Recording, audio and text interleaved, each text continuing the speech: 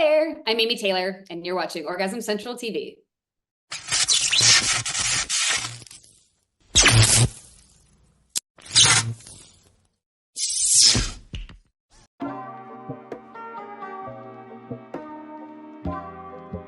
So I'll keep it short. I first found out about companionship. A sorority sister of mine at Cal when I was an undergrad at the end of the 90s. She told me about it.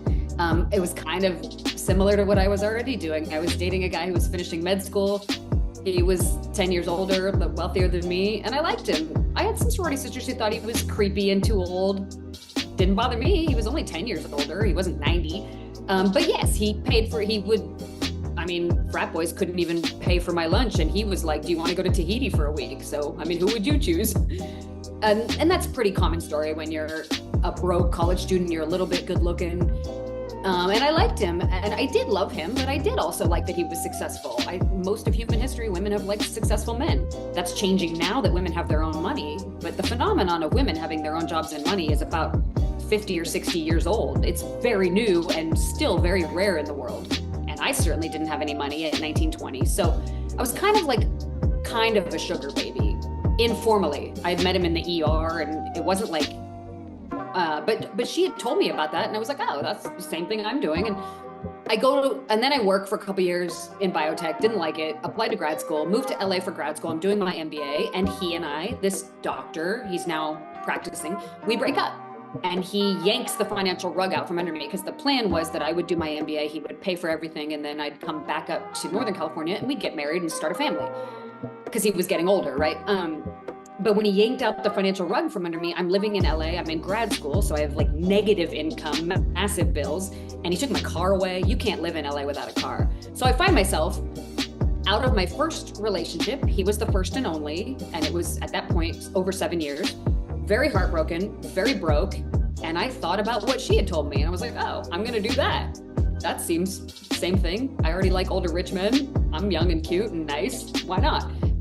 I look for an agency like she had worked for. Nobody would hire me. They hired like Playboy models and actresses, and I'm just some girl next door grad student.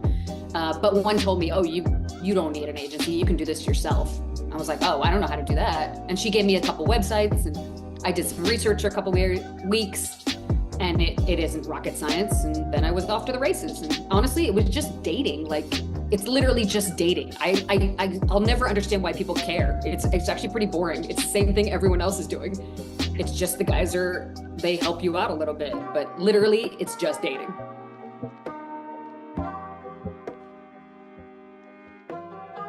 The amazing men I've met titans of industry, billionaires, writers. It turned out it was an excellent way to meet the exact kind of people I would have liked anyway. People doing cool stuff with their one precious lives. So if I hadn't done this, I would have wanted to do it without asking them to help me with grad school, because it was the kind of men I naturally would have liked and dated anyway. And the least is the internet. The psychotic public is my least favorite part. My world used to be unavailable to the general public. There was no social media, and I liked it much better when it was like that.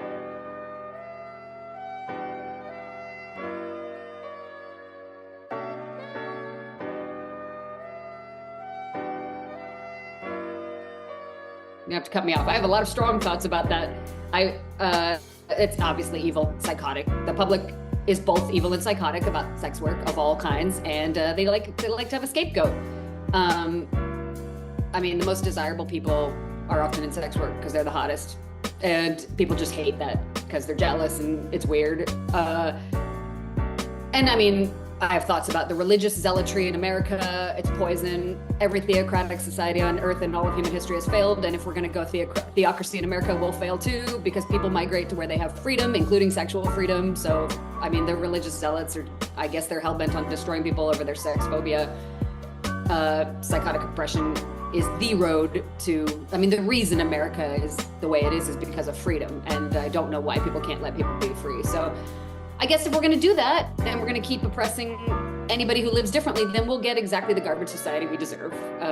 And it will never not amaze me that stupid people are so addicted to the control of others whose choices they abhor that they are willing to take away freedom just to feed their egos and have control. I think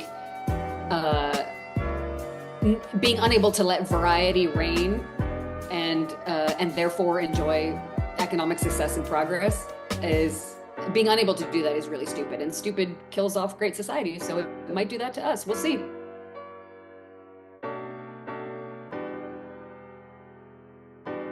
You can donate to SWOP, SWOP. There's chapters everywhere. Just do some Googling or get in touch with me on the internet. I'm on all the socials if you want to know a great chapter. And then speak out, refuse to be closeted, make those who traffic in hate and judgment be on their heels instead of us. I think I liken it to the strategies followed by the civil rights movement and the LGBTQ movement for rights. I think, yeah, the closet is where they harm us, and it takes both power and money, and there's lots of people doing great advocacy. I won't elaborate too much, but there's great legislators on our side. There's retired sex workers speaking out. You can find them on YouTube and on the socials. Hashtag sex work is work is often a good place to start finding content and talk and listen to the big players that are doing good work. Other countries are doing better. You can look at what New Zealand is doing, Canada, most of Europe. But rights aren't given, they're often taken. You have to fight for them, and it can always go backwards. There's a lot of people in this country who'd like to go backwards. So if you want to help, we're the diverse, we're the progressive, we have the numbers. So the key is speaking out, is, not being lazy and thinking that it'll always be okay, because the other side is the minority. They don't have the numbers, but they're very active in trying to take things backwards. So you can't really relax, and their fervor and their insanity gives them a lot of energy to try to harm sex workers. You can get involved donating, you can get involved in advocacy, you can talk to your legislators wherever you are. Again, we have the numbers, so speaking up is the place to start.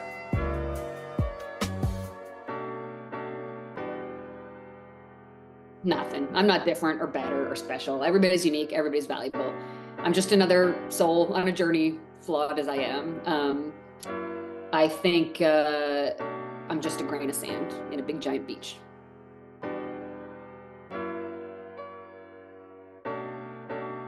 Hopefully happy. I am now.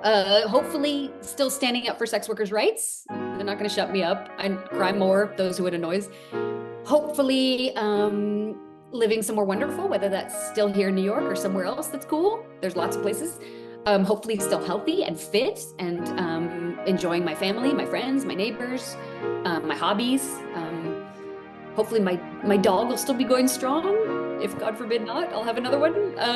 And just doing what I can for the autonomy and the inherent right for respect and dignity that every human has.